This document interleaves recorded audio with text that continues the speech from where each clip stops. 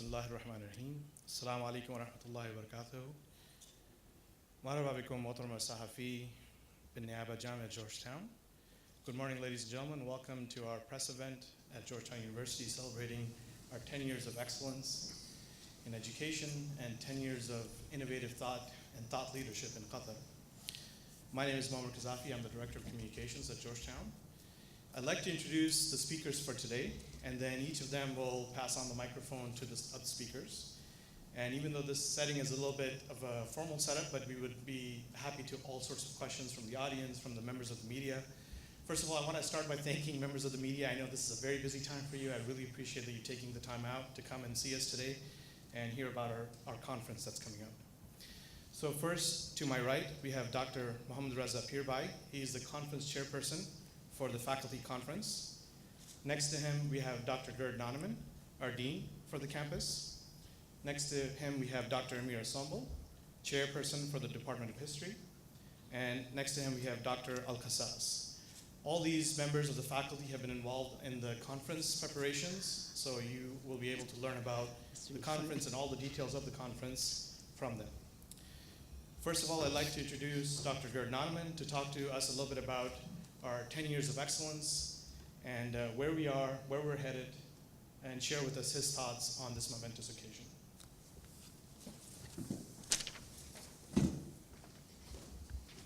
So good morning and once again welcome.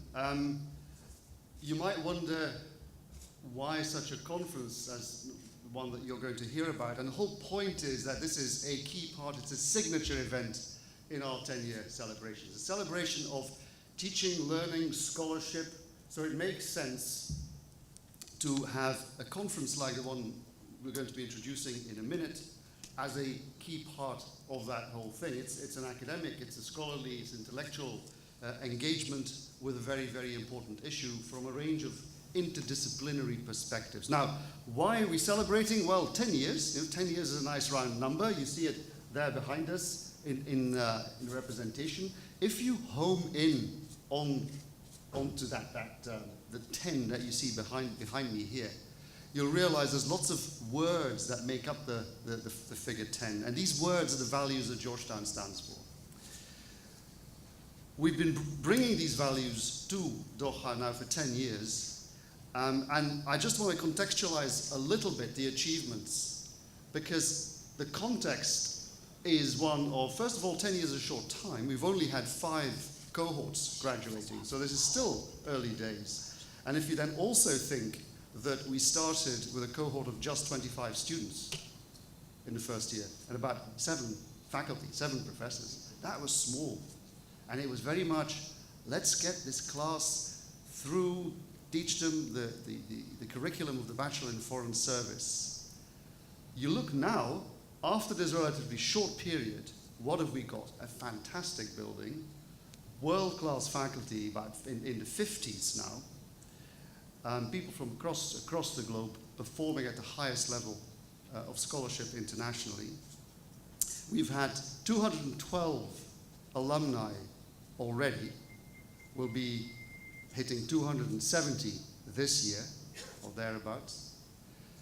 In fact, looking forward, if you project this in line with the 2030 vision, by 2030, we expect there will be at least 1,500 alumni of this institution here, well over 500 of them Qataris. So these are pointers towards significant achievement. Now, where do these alumni go? People often think, oh, they're going to the Ministry of Foreign Affairs. Well, some of them do, but these alumni, these 212 so far, are present across the spectrum of the economic activity in Qatar and around the region, and indeed the world. They go from law to media to banking to sports to teaching, you name it, they're there, and they're performing at the highest level. I shouldn't forget, of course, the energy sector, oil and gas. A lot of our alumni are working in that sector too. And one point worthy of note is that one test of excellence is how many of these alumni are now pursuing graduate studies at top international institutions. We're talking Harvard, Columbia, Georgetown, of course, London School of Economics, Oxford, etc. So we've got well over 40 of them who went through that or are going through that international graduate experience. At the moment, and again, keep in mind that early days theme that I pointed out, the fact that we started very small and are still only in the first 10 years. If you then realize that our faculty now, we're only just coming up to full strength, only just. Our faculty now are producing something like 80, 85 scholarly publications every year. They've produced close to 400 in total scholarly publications, internationally refereed, world-leading stuff. Some 85 books alone, scholarly books published by reputable organizations. We're actually hosting or publishing 4 scholarly journals right here as well. So if you see all of that, to me, that's an incredible achievement, for which I simply take the credit. The work is being done by all my colleagues over the past 10 years, including, I should say, the students who've played an important role in this whole spirit. Let me just point to a few other things, because we're not just here to produce students and produce scholarship. That's absolutely key, and we think that's crucial, and that feeds into society, not just here but around the world. But we also feed into and work with society in other ways, very direct ways. For instance, our library. Our library doesn't just serve our students or our faculty. Think of the numbers I've just quoted to you in terms of faculty, the 50-odd students. At the moment, we're around 260, moving towards 300. Well, the number of library visits in the past year was 160,000. So you can immediately see this is a social, a national resource. We purposely open this up to the wider community. We're also collaborating directly with organizations such as the Ministry of Foreign Affairs. We have an MOU with them, the Ministry of Defense. We're collaborating with a number of other institutions such as Qatar University, for obvious reasons. The Brookings Institution, Silatech, and a number of other places. We're collaborating at the minute as well with, and this is going to ramp up, with Teach for Qatar. And we're very much looking forward to collaborating with Education Above All. I should add, in fact, some of these collaborations come in the form of MOUs about internships for our students, so that our students benefit and the organizations benefit. We got such internship arrangements with Brookings, the American Embassy, Silatech, and a number of others. Let me just raise a final category of collaboration, engagement with wider society. We're working with our fellow branch campuses here in Education City. We're working with HBKU, Hamad bin Khalifa University, of course. We, together with Texas A&M and HEC, developed for HBKU a unique executive master's program in energy and natural resources. It's a unique program, and it's uniquely suited to this region, obviously. And of course, it's also unique in the sense that only here could you do something where you draw on the strengths of those 3 internationally reputed universities, because they're all living cheek by jowl here in Education City. As a result of that original vision that Sheikh Hamoza had.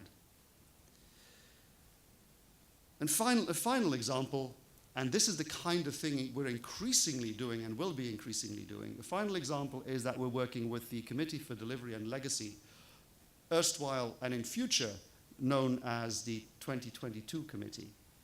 It used to be known as that, but under FIFA rules you can't call it that until a certain number of years before the actual World Cup.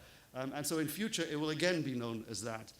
But we're working with them and that wider infrastructure around that to help develop the so-called JUSUR, or Bridges Program Institute, for skilling up and educating and training a whole generation of young people, and perhaps not so young people, from Qatar and around the Arab world, to produce really over the next decade a generation of people who will be able to serve a major events industry, not just a sports events industry. So Georgetown, not just us here, but Georgetown University as a whole, through our presence here, has struck up that relationship with Jusur. It's just one example of the kinds of things that over 10 years we've developed into.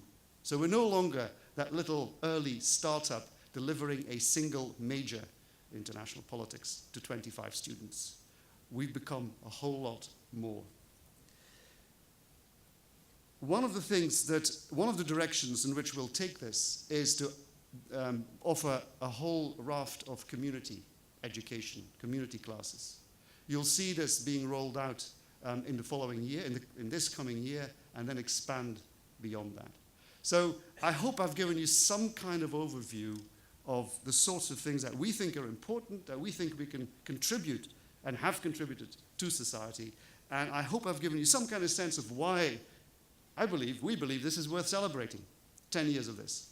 And we're looking forward to the next decade, where there'll be a lot more excitement. I'm sure it'll have its challenges, but it will be plenty more excitement. So, back to the core point of the day, of the morning.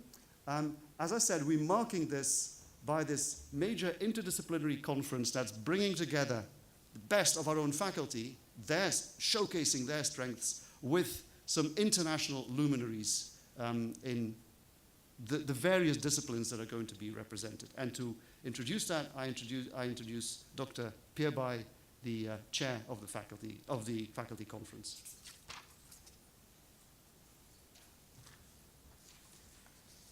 Good morning, everyone. Thank you, Dean Noneman. Allow me to take a few moments to speak about how this conference came to be. I must say, it has been a truly collaborative effort from the start. It began as a series of conversations between myself and the faculty chair, Dr. Sunbol, and Dr. Amy Nestor, and Dr. Ann Niebel, who aren't here today, unfortunately. What we shared was basically the idea that SFS-Q in particular, as a multidisciplinary institution, is in a key position to be able to harness an understanding of a variety of subjects from the perspectives of scholars who may not always be speaking to each other about the topics at hand. We thought that given the upcoming 10th anniversary and the strengths that we have within our own faculty, that thinking of how we can now bring these scholars who work separately and who go to conferences within their own disciplines, within their own fields, giving them an opportunity to come together and speak to one subject as a whole would be not only beneficial to us as academics, but also beneficial to a multidisciplinary field of study, more generally speaking. We do hope in the long run to be able to publish some of the findings and presentations from our upcoming conference, but also obviously to be able to speak to the larger education city community as well as the larger Qatari community, which supports us here at SFS-Q and at Education City. From here, the ideas developed with our conversation spreading to other members of the faculty, Dr. Al-Qassas, who's up here on the stage, as well as Dr. Ferhat Urak, who's not here, and Jose Asturias, another one of our colleagues. All of us, by the way, are ourselves representatives of different fields of study and different disciplines. And we all shared exactly this same idea, and so we formed basically a conference working committee whose first task was to think about what topic we felt was a venue for us to bring together all the strengths that I've spoken about already, but also to be a fitting topic for the time and place in which we are living. It was very quickly decided that the subject of power is central to all of our work, as well as to the broader community that we are part of. Power, in this sense, is not merely a political issue, although obviously politics plays a large role in our conference if you look at the agenda. But power is a concept as well. What is power? Who holds it? How is power used to disseminate ideas, to empower, and in some ways to disempower groups within society? So with this basic idea in hand, we pursued a conference, multidisciplinary, hopefully interdisciplinary, a space for conversation as well as for learning, as well as for a concerted effort, ultimately, to come to grips with some of the major issues that are of concern to us as academics, as well as to the broader community. One aspect of this organization and this planning that was debated, however, was what we should title the conference. And the title which we ended up coming up with was Scapes of Power, a Critical Appraisal. By scapes, and the reason we chose the word scapes of power, what we hoped to convey was the idea that power itself has a variety of separate branches, that it is not something that is a centralized a type of concept, but rather that we can think of it almost as a tree set on a broad landscape, and that ultimately the word scapes represents this multi-pronged, if you like, approach to power itself. And a critical appraisal, basically that we want to look not merely at how power is understood to function, but whether we can critically appraise our approaches to power, the way that it is seen from an academic perspective, whether you're an economist, whether you're a political scientist, a historian, a specialist in literature or language. How do we all look at the concept of power, and how ultimately can we appraise our approach so that we may fine-tune it and ultimately together in a multidisciplinary forum be able to better appreciate the functioning of power in society at large.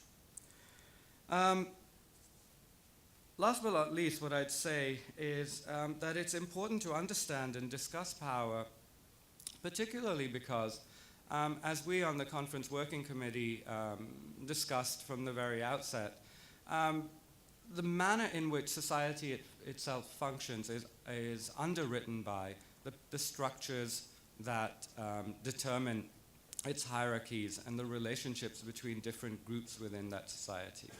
And that is ultimately mediated by structures of power. In any time and place, obviously, that is important, but in our world today, in a post-Arab Spring environment, in a cosmopolitan and multi-ethnic society such as Qatari society, these are crucial issues which I think all of us agreed were important to discuss. And I hope that, and I do speak for the entire conference committee here when saying this, that this will not just be a dry academic conference that we can all pat ourselves on the back for participating in, but that it will draw in members of the community as well, both into the discussion as well as into the broader thought that we all would like to share as members of a society and community. On that note, I'll take my leave and introduce to you Dr. Sunbol, who's our faculty chair and also a member of our conference working committee, to add her thoughts to our conference. Thank you, رضا. أهلا بكم في جورج تاون. المفروض إن أنا أتكلم بالعربي، بس ممكن بردك لو حد يحب يسمع اللي أنا بقوله بالإنجليزي إن أنا أعيده بالإنجليزي. فكرة المؤتمر، وطلبوا مني أن أتكلم عن فكرة المؤتمر وإزاي الفكرة دي اتكونت. ففكرة المؤتمر زي ما الدكتور رضا اتكلم، الحقيقة احنا كنا حوالي 7، احنا 7 مش كده؟ 7 قعدنا سوا وفكرنا، وكل واحد فينا بيمثل قسم معين أو فكر معين. أنا مؤرخة، الدكتور أحمد في اللغة العربية، الدكتور رضا بردك مؤرخ، هوزي اقتصادي. فالمهم قعدنا فكرنا مع بعض عشان نوصل لفكرة للمؤتمر اللي تكون متمشية مع العالم الحديث اللي احنا فيه النهاردة والمشاكل الدولية، وفي نفس الوقت بتقدر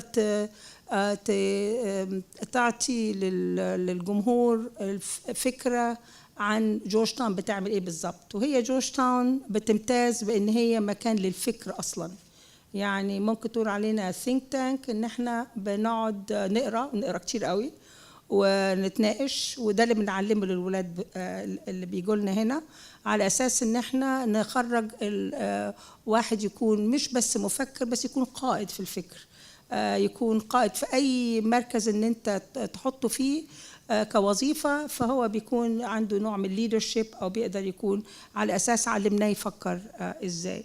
فبالنسبة لنا ممكن نقول إن ألطف حاجة في المؤتمر، أو أكتر حاجة إحنا مبسوطين منها كلجنة، هي نفس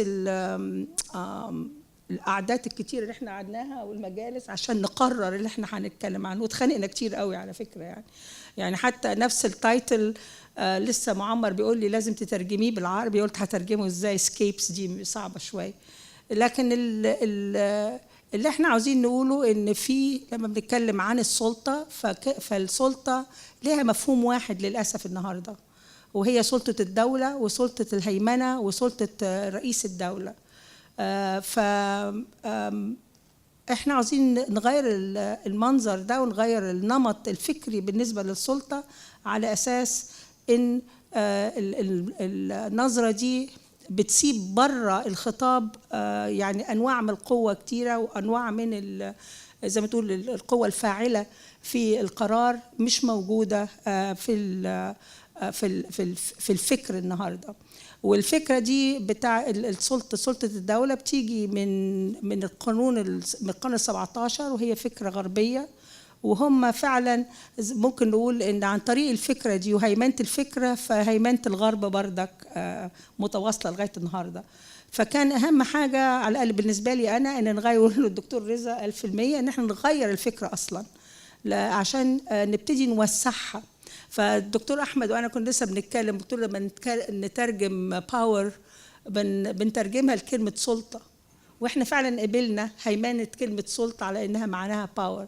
لكن احنا لو خدنا الكلمة دي وغيرناها شوية من سلطة لقوة، فاحنا هنلاقي ودي اللي قرروا ان الباور هي السلطة، هيمنوا في الفكر علينا ان من هنا ورايح لازم نبص للدولة وللجيش وللقوة الفاعلة اللي هي عندها زي ما تقول القدرة على انها تسيطر او على انها تهيمن.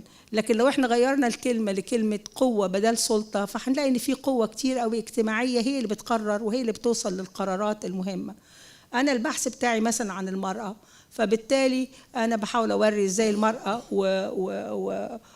وعملها في المنزل وخارج المنزل، وان هي فعلا يعني شخص فاعل في الدولة. مش محتاجين ان احنا نيجي نجيب أفكار غربية عشان نقدر نفعل نفس العلاقات القوة اللي موجودة جوه المجتمع، بل بالعكس لما نسلط الضوء عليها فاحنا ممكن نحن نطور نفس الفكر أو نفس نوع القوة اللي موجود، ونديها الفعالية بتاعتها. وبنفس الحكاية بالنسبة للعمال، وبالنسبة للفلاحين، أو بالنسبة للشخص العادي، هو إيه العطاء الاقتصادي والثقافي اللي موجود اللي خارج المفهوم بتاع السلطة لما بتيجي أفقية أو من فوق. السلطة الناعمة مثلا، لما بنتكلم على القوة الناعمة، السلطة الناعمة مش موجودة، ان هنفكر بردك الرئيس قال ايه او الدولة قالت ايه، لكن لما بنتكلم على القوة الناعمة فاحنا بنتكلم من الجرايد او من الميديا لغاية الجرافيتي على الحيطان او الاغاني والاغاني الشعبية، فدي كلها نوع من القوة الناعمة منسية تماما لما بنبقى مفهوم السلطة.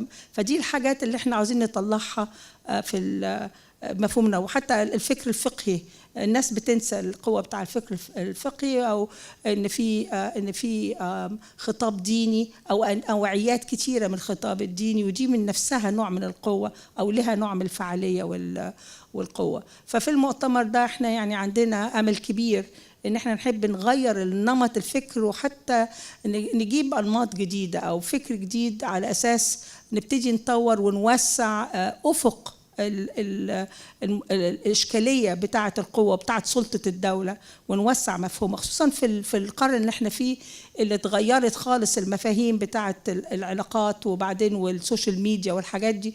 فطبعا ان احنا نبقى ماشيين على نفس الخطاب الموجود من القرن ال17، فدي مشكلة. والمؤتمر ده نرجو ان هو على الأقل يفتح ديبيت جديد، يفتح نوع من الجدال الجديد أو إشكاليات جديدة علشان نبتدي نكتب عنها ونتكلم عنها. شكرا. طيب شكرا لك دكتورة. موضوع المؤتمر هو طبعا السلطة، ولكن بالتحديد هي يناقش المؤتمر مظاهر السلطة من منظور سياسي، اقتصادي، تاريخي، لغوي حتى. والسبب في اختيار موضوع السلطة مثل ما تفضلت الدكتورة وتفضل الدكتور رضا هو أن موضوع السلطة يصب في كل هذه التخصصات في نهاية المطاف، فيمكن مناقشته من منظور اللغة ومنظور المرأة، منظور الإمبراطوريات والإمبريالية في العالم. فبالتالي هذا الموضوع تم اختيار أهم الباحثين وهم رواد في هذا المجال في تخصصاتهم من مختلف جامعات العالم. وبداية سأتكلم قليلا عن البرنامج. فالكلمة الرئيسية الأولى ستكون للدكتورة لورا دويل، أستاذة جامعية في قسم اللغة الإنجليزية في جامعة ماساتشوستس أمهرست، وتتناول موضوع مظاهر السلطة الإمبريالية بالتحديد. يلي ذلك الندوة الحوارية الأولى وهي الإمبراطورية في الماضي والحاضر. وفي هذه الندوة سيكون هناك 5 أوراق بحثية تتناول موضوع الإمبرالية والإمبراطورية، بالتحديد الإمبراطورية الصينية والبريطانية والعثمانية، وحتى دور اللغة في سلطة هذه الإمبراطوريات. الباحثين في هذه الندوة هم باحثون في جامعة جورجتاون قطر وجورجتاون دي سي، جامعة أكسفورد والجامعة الأمريكية في القاهرة. أما الندوة الثانية فهي ندوة تتناول موضوع الدولة القومية ودور السلطة في تأسيس الدولة القومية، وفيها أيضا 4 أوراق بحثية من جامعة جورجتاون قطر وجامعة جورجتاون دي سي، وتتناول بالتحديد الدولة القومية في ألمانيا، أفريقيا وتركيا. أما الندوة الثالثة فكما تفضلت الدكتورة هي تناقش جانب آخر من جوانب السلطة التي حتى كلمة سلطة في اللغة العربية لا تشملها، فهي جانب في قوة وليس في سلطة، وهو جانب الأقليات أو المستضعفين في المجتمعات الإنسانية. فهذه الندوة فيها 5 أوراق بحثية تتناول هذا الموضوع، موضوع الأقليات، الأفارقة البرازيليين، الأقليات اللغوية أيضا في الهند، واللغة والمرأة في العالم العربي كجزء مستضعف في سياقات كثيرة. والباحثين في هذا المجال أيضا هم باحثين من رواد في مجالاتهم، مثل باحثين من جامعة كونتيكت، كولومبيا، لوس أنجلوس، جامعة قطر وجامعة تورونتو. الندوة الحوارية الرابعة هي ندوة تتعلق بالسلطة ودورها في تكوين المعرفة والثقافة، وفيها أيضا باحثين من جامعة جورجتاون قطر ومن جامعة نيويورك الحكومية وجامعة نورث ويسترن. وتتناول واقع المرأة، أحد هذه الأبحاث هي للدكتورة أميرة سنبل، وتتناول واقع المرأة بالتحديد وتعكس ذلك على سياقات وحوارات موضوع المرأة والنقاشات حوله. وغاندي والمرأة والسلطة الناعمة أيضا. يلي ذلك الكلمة النقاشية الثانية في اليوم الثاني، طبعا الكلمة الرئيسية الثانية للدكتور شيرمان جاكسون وهو رئيس مركز الملك فيصل للفكر والثقافة الإسلامية ومدير مركز الفكر والثقافة والتقاليد في جامعة جنوب كاليفورنيا، ويتناول موضوع الإسلام والسلطة ما بين الشريعة الإسلامية والعلمانية الإسلامية. أما الندوة الأخيرة وتلي هذا الحوار الأخير هو المسلمون من منظور عالمي، وفيه باحثين من جامعة أكسفورد، جامعة جورج واشنطن، ومن جامعة كينغز كوليدج لندن، ويتناول الإسلام والسلطة، المدارس الدينية، ممارسات طالبان، والمرأة المسلمة والغرب. يلي ذلك ورشة عمل ستناقش نتائج هذا المؤتمر وتوصياته وتلخيص لرؤية المؤتمر حول موضوع السلطة. شكرا.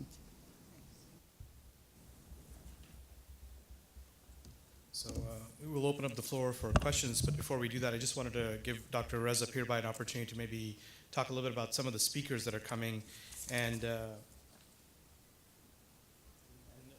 perhaps mention the keynote addresses that they'll be giving and talk to you a little bit about why these particular speakers were gathered here. Thank you. As Dr. Ahmed just outlined, we have quite a stellar array of academics from around the world due to join us here in Doha very shortly. They will be speaking to 5 panel topics. 1, Empire Then and Now, looking at the issue of empire. On this panel, we have such figures as Nelly Hanna, Dr. Nelly Hanna, distinguished university professor at AUC, the American University in Cairo.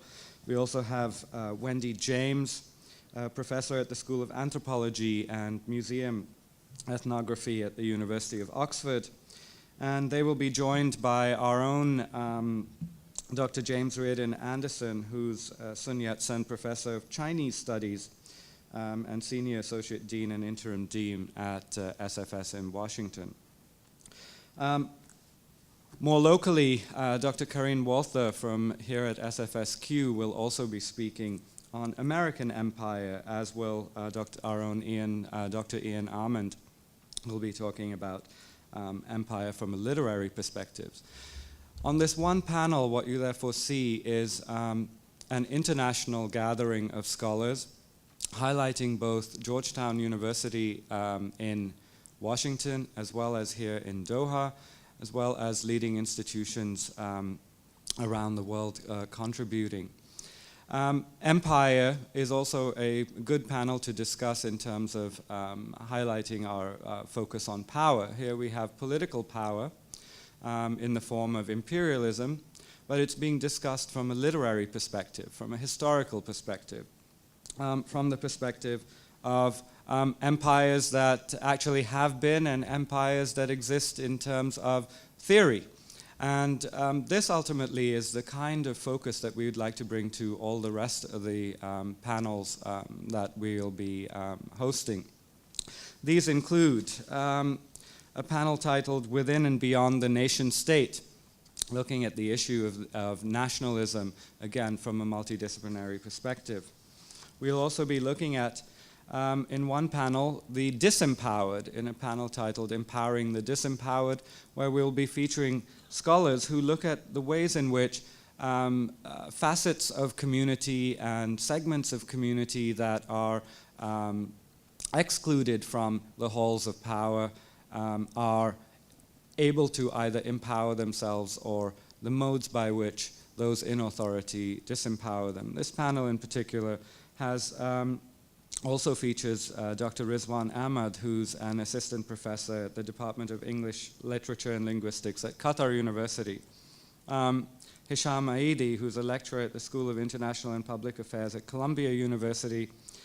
And Dr. Nuri Ghana, who's associate professor at the Department of Comparative Literature and Near Eastern Languages and Cultures at the University of California, Los Angeles. Plus 2 other scholars, one of whom is an economist and another of whom is a linguist. So again, the idea is multidisciplinarity, which we carry forward as well into panel 4, which moves us into the second day of our conference, on forging knowledge and culture, the manner in which ultimately different forms of of power within society are responsible for and contributing to the creation of what we ultimately identify as our own culture or someone else's culture, as well as what we consider to be knowledge itself, what we know and what we don't know. All of this is mediated by power. And on this particular panel, we look at issues of how ethnicity inform the rise of national entities such as Pakistan and Afghanistan. Our own Dr. Anatol Levin, a professor of government here at SFS-Q, will be addressing this issue. Dr. Amira Sunbal will be looking at lived realities versus discourses on the life of women. Gender, of course, is a very important part of our discussion and will feature in one way or another on every one of the panels that we have constituted. We also have a political economist coming from Italy, Dr. David Tisci, who will be talking about the political economy of science, religion, and growth. And from the Department of Middle East and North African Studies at Northwestern University, we have Associate Professor Brian Edwards, who'd be looking at soft power in the digital age, the manner in which digital media has been important in informing culture and circulating various modes of understanding in this world. Finally, our fifth panel will focus on the Muslim world, Muslims in global perspective. Not a particularly regionally focused panel, but rather one that looks at religion and power as related to Islam and the Muslim world in particular. And here again we have scholars from Oxford University, from King's College London, as well as our own Dr. John Esposito, who is Professor of Religion and International Affairs and of Islamic Studies and founding director of the Muslim Christian Center for Muslim Christian Understanding at SFS in Washington, D.C. So if we put all these panels together, we have a wonderful array of scholars and a hopefully insightful set of topics for them to focus on. And we will be also graced by the presence of two keynote speakers.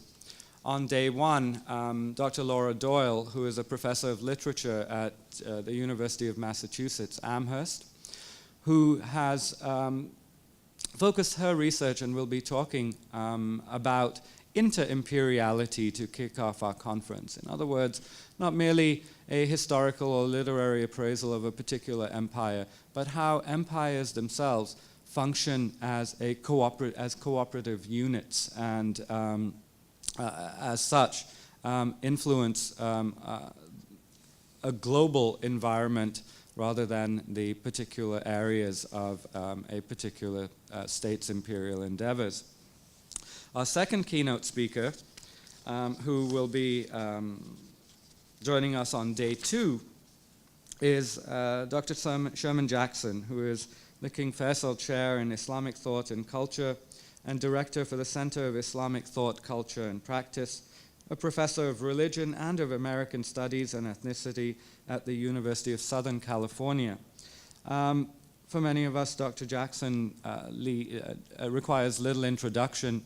He's one of the leading lights in terms of the field of Islamic studies, and he will be speaking about Islam and power between Sharia and the Islamic secular, which I believe will prove to be a very important part of our agenda and an enlightening talk in its own right.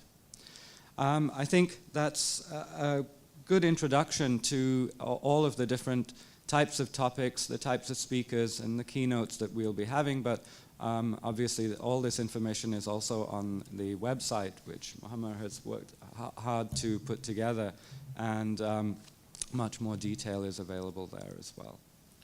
So I'd like to open the floor now for any kind of questions that you might have.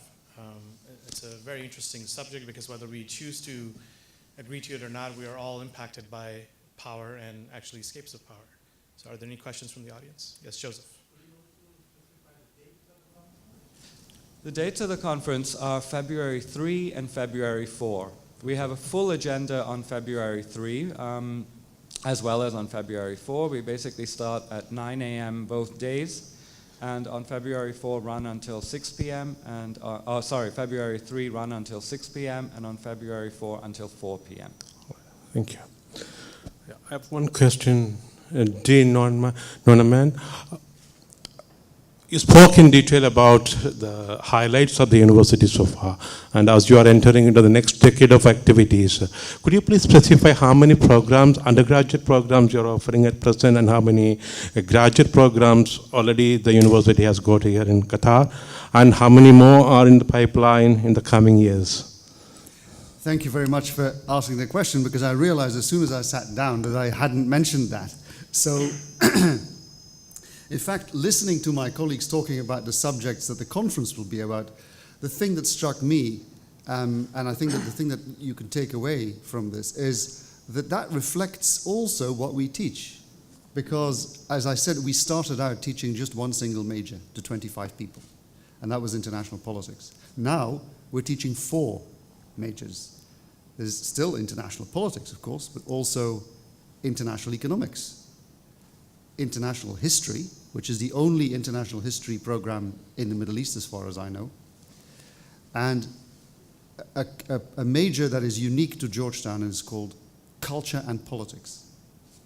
So if you look at those 4 majors, that already shows this interdisciplinary approach to the sorts of issues that the conference is also going to be dealing with. So not surprisingly, we have the kind of faculty that deal with them, and we're now putting them together with international scholars. So those are the 4 that we teach at the moment. We don't at the moment teach our own graduate program. What we do is we teach for Hamad bin Khalifa University as one of 3 universities who together developed and are now delivering the Executive Masters in Energy and Natural and Resources, which is incidentally going extremely well. And is largely Qatari students, professional students. Our intention and hope is that we will develop further graduate programs, but this is all going to have to be in close consultation with Qatar Foundation, with Hamad bin Khalifa University, and of course with our home campus in Washington. So rather than talking hypotheticals, I would rather wait until these things get firmed up and become realistic before they get put out there in the public domain. As the university grows, as the number of students, as the number of... What is the average intake of students per year? It's varied in the past. As I said, we started with 25 and 21 graduated that first year. It's now gone up to the 50s and 60s. In fact, I should say this year it's it was in the high 50s. It was nearly 60, in fact, 59 or 60. But in the previous 2 years, we were closer to 75 and 85. So it fluctuates as it always will, but I think we can realistically assume that we're going to be hitting 70, 80 students every year. Every year. And so over the next 2-3 years, we'll be hitting 300 students. I'd imagine in 4 or 5 years, we'll be hitting 320 students, probably more. Yeah, as the number of students go up, they will also be looking for graduate programs to continue their studies here in Qatar itself. The point is very well taken, which is precisely why we want to look at that. And so this may take different shapes. This may take the shape of a Georgetown program in its own right. It may take the shape of a joint program, perhaps with or programs with other universities. I mean, there can be any kind of format for them. But as I say, these things are all being discussed right now and will be discussed over the next year or so. So I don't really want to pin anything down because, as I say, we don't yet know what shape it could take. So when you celebrate the second decade completion, we will come to know about how many programs have been added. Oh, absolutely. In 10 years hence, I'm convinced there will be not just greater undergraduate substance, but we will also have postgraduate programs, plural. There'll be a mix of them, different collaborations. There will also be a mix of types of graduate education. So, as I said, we've already started on executive education. We will be expanding that without question. And professional education of different sorts. We will be doing more community education. So, yes, in 10 years from now, this will be a different place again. Thank you. Okay, my question is for Dean Noneman. You mentioned about the efforts of Georgetown to introduce community classes this year. Could you please give more details regarding this program and how else Georgetown is planning to reach out to the greater public so that more communities in Qatar will benefit with your services and other programs that you're offering? I'll give a general answer and then leave it to my colleagues to embroider on that, particularly the community education part, because we're right at the point of launching a lot of that. More generally, I mean, we've always been about reaching out to the community at large. I gave you the example of the library because it's such a striking instance. Essentially, it's become the library for the whole of Qatar in the subjects that we work on. And we want it to be that way. We've also had lots of public events. Lots of our events are precisely to expose anyone in Qatar who's interested to come in and join when our own scholars and experts speak, and indeed when we bring in famous folks from around Qatar, practitioners as well as scholars, and from around the world. So we open that up. That's part of what we do and always have done. Of course, in addition, we also reach out very actively to schools. We don't just go to the final year of schools and say, come and study at Georgetown. We actually work with schools, work with the earlier years, work with counselors to give them a sense of what studying at a university could be. And we engage them in exercises here. We have Model United Nations, for instance. In the last Model United Nations that we just completed in QNCC, I think we had something like 40 or so, or even more, Qatari schools, secondary schools, taking part. So those are all the kinds of things we've been doing and are in fact increasing. Now in terms of the additional work, other than professional education and executive education that I've already mentioned, and I'll work with Ministry of Foreign Affairs and so on, we are now moving more explicitly into community education. So I would leave perhaps Dr. Sunbo to talk more about that. Yes, as the Dean said, we're finally up to the numbers, the faculty numbers. We first had to have the body to be able to offer this kind of, and to do a proper job of it. So this year we finally are able to put together what we think is going to be a very startling, excellent community education program. We're just about to announce it.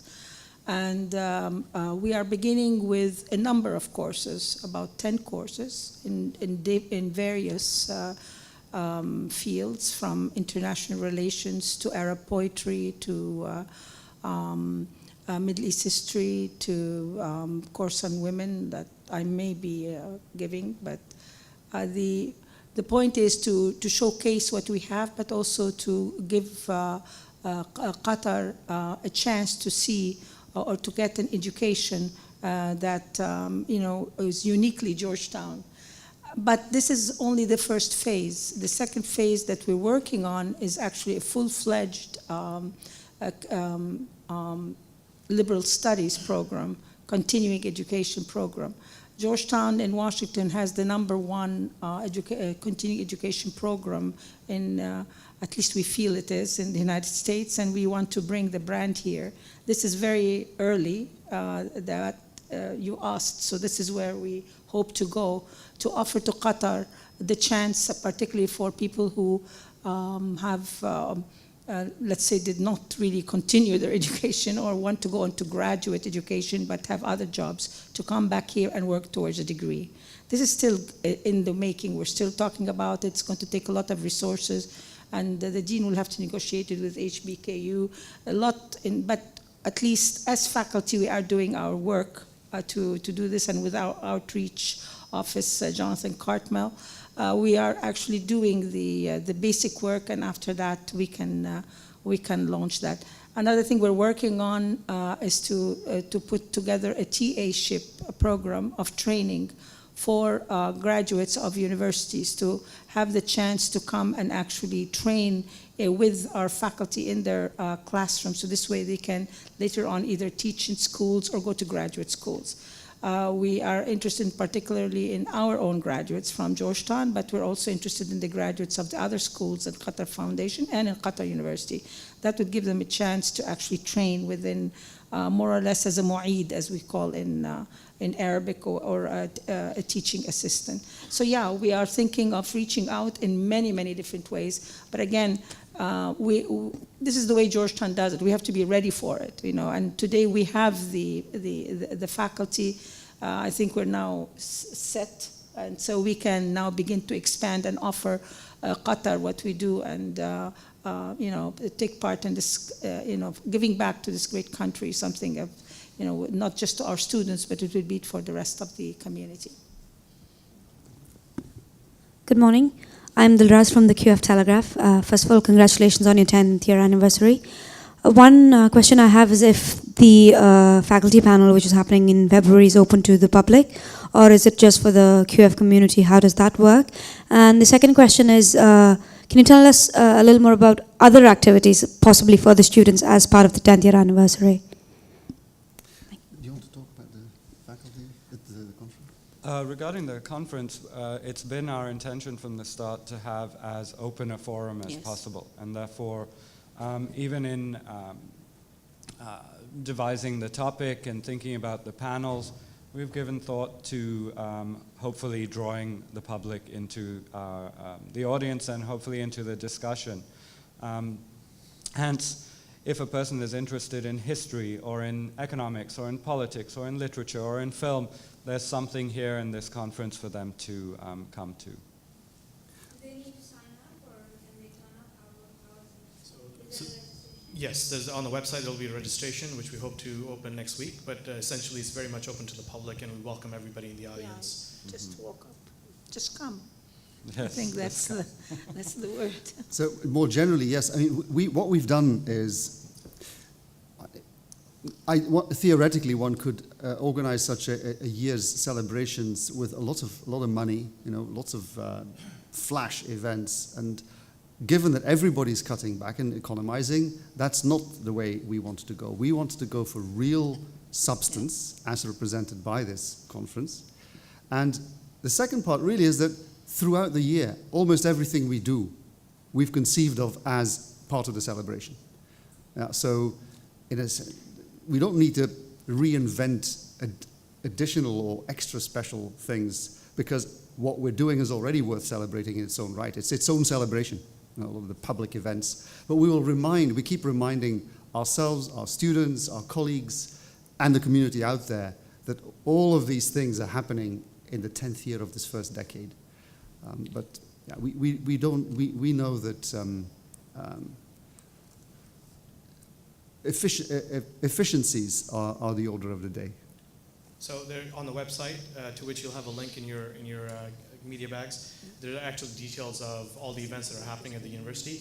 In fact, if you like, starting tonight, we have a lecture from the Dean's Distinguished Lecture Series happening on campus at about 6 p.m. So that's one event that's happening, and then it'll continue.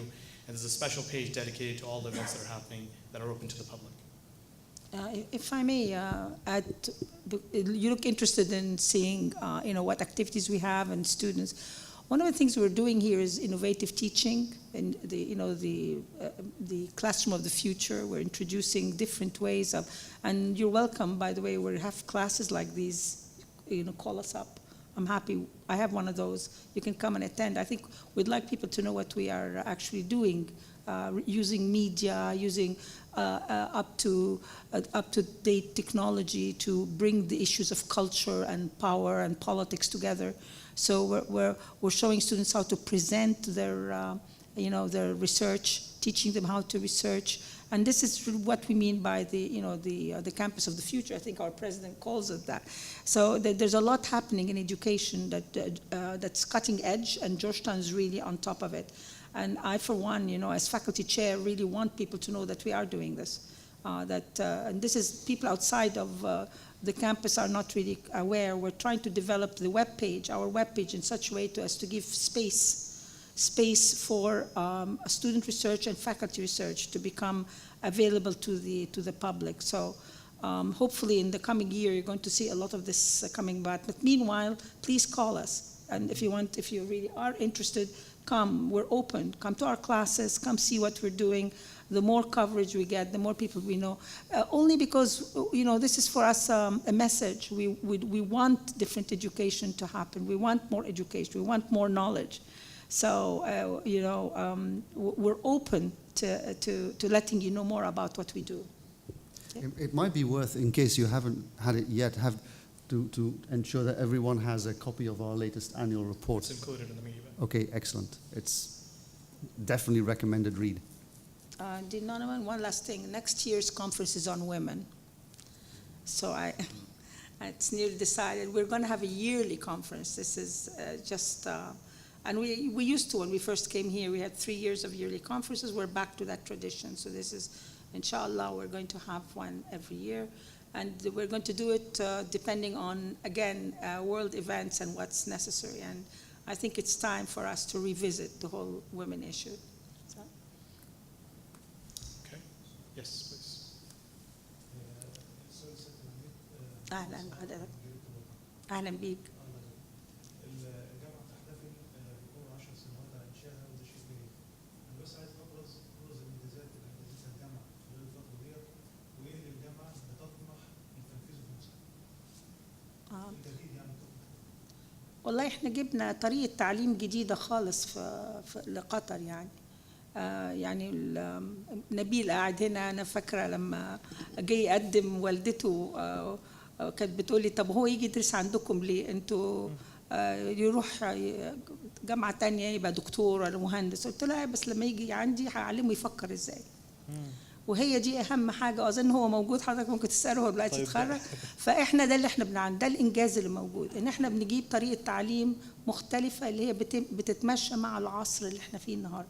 أنت بتخرج طالب فعلا مهيأ إن هو يعيش في العصر الحديث ويفكر كشخص فاعل وممكن يكون قائد في أي وظيفة تديها له. فيعني الحاجة اللي جورجتاون جابتها هنا جديدة إن هي فعلا غيرت أنماط الفكر وجابت نوع من زي ما تقول الأهمية بالدراسة وبالعلم، بالعلم اللي يكونه علم مش عشان استعمال العلم لشيء تاني.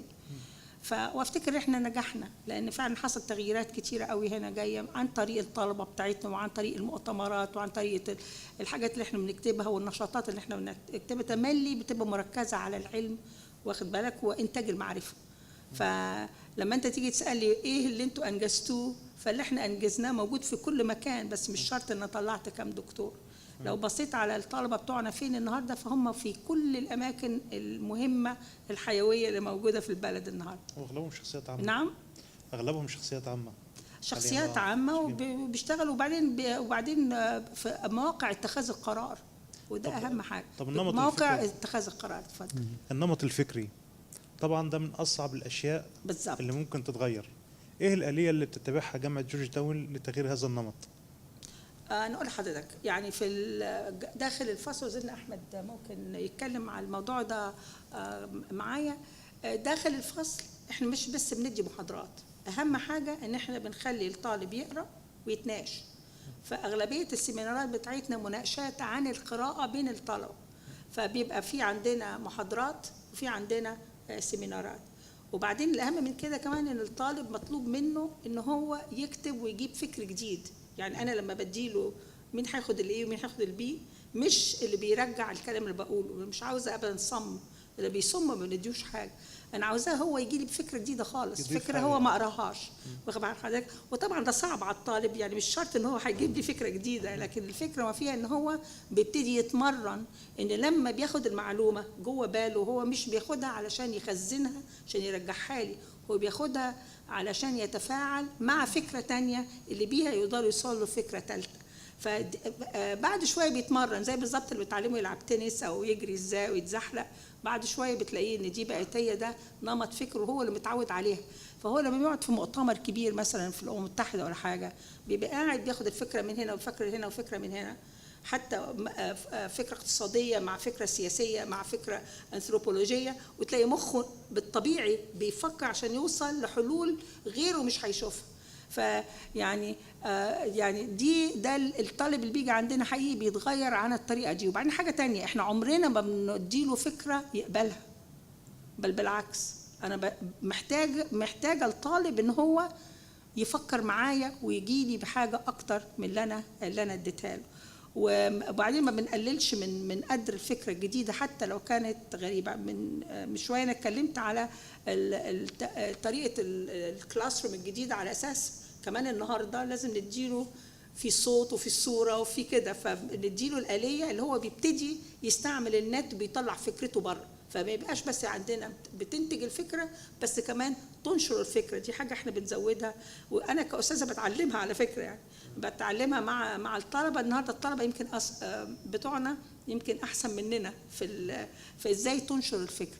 فده اللي قصدي، تملي متطورة، وتملي الواحد لازم يقرأ أجدد حاجة، ويكون تملي تبقى عارف إيه اللي وده المؤتمر ده. عشان كده زي حضرتك لو فهمت عاوزين نغير النمط. يعني احنا دلوقتي وصلنا للنقطة ان كفاية، المفروض نتطور في العصر ده ونوري ان في وواضح، يعني ما يبقى عندك ثورات معينة وطلعوا قوة من تحت ما كانش حد متوقعها من فوق، فجاء الوقت ان احنا نعرف ان الفكر بتاعنا متأخر. الافكار دي دكتورة، الافكار دي عايزة وسائل اوسع تخرج خارج جامعة جورج تاون للجماهير. ما ده اللي انا بقوله لهم. عشان كده الويب بيج عاوزينهم عشان الكل يبقى معانا. يعني حضرتك لما النمط اللي هو القوة المرتبط بالسلطة، معظم المجتمعات العربية كلها سلطة. محكومة بسلطة القوة. عليك نور، اديك فهمتني كويس قوي. تمام. هي صور باستثناء لبنان. تغيير الكلمة بيفرق كل شيء. فانت النهارده ما تفهم الطالب الصغير ان القوة لها معنى تاني، يبتدي هو يحس بقوته، او يحس ان والدته عندها حقيقة في البيت لكن فعلا كلمتها ماشيه، فما يبتديش ان هو يعملها وحش. انت واخد حضرتك؟ ونفس الحكايه مش محتاجين ان احنا نغير الكون، الا ان احنا حتى نغير الكلمات. عشان كده عندنا كان احمد تتكلم على يعني هي الدكتوره تفضلت في مساله منهجيه التدريس عندنا. منهجيه التدريس عندنا بتركز على الطالب. الاستاذ ما بيقف بالمحاضره وبيكون بيحاضر وبيعطي معلومات بيطعم الطلاب المعلومات. فالاساس هو الطالب اللي بنحركه، الطالب اللي بنعطيه مسائل للنقاش، والطالب هو اللي بيقرأ عن المسائل ويبحث عنها بنفس الوقت وبيناقشها في الصف. احنا طريقتنا في الصف انه ما نفرض افكارنا وارائنا على الطلاب، انما نعرض المسائل اللي مهمه بحياتهم للنقاش، مهمه في الاكاديميه، مهمه في المجتمع، مهمه في مستقبلهم والامور المهنيه اللي راح يتعرضوا لها، ونطلب من الطلاب نقاشها، في نفتح لهم مجال لوجود جو للنقاش مع الزميل ومع الاستاذ بدون أي قيود على التفكير. فإحنا بنحرر فكرهم، ما بنعطيهم فكر متحرر مثلا، بنحرر فكر الطالب وبنخلي الطالب يفكر بطريقة حرة بدون قيود. أزود حاجة صغيرة قوي، يعني إحنا ما بديهمش المعلومات، لأن المعلومات ممكن النهارده يطلعها. أنا الأهم عندي اللي بعلم الطالب ينظم المعلومة إزاي، وأوريه إن تنظيم المعلومات هو اللي بيخلق الأفكار مش العكس. انت فهمت حضرتك؟ يعني للاسف احنا عندنا في الوطن العربي التعليم كله مبني على تحشر معلومات في عقل الطالب. انا بقول له لا، مش ده المهم معاك المعلومات دي هتحطها، هتكونها ازاي، هتقدر ان انت تعمل تنظمها ازاي عشان توصل لحلول. فالمعلومه نفسها بتقل في الاهميه. اللي بيبقى اهم هو الانتاج المعرفه عن طريق تنظيم المعلومات. فما اعرفش، يعني هو ده اللي احنا بنحاول نعمله في الفصل، وبعدين بندي للطالب الطريقه اللي هو ينظم بيها ونتناقش فيها.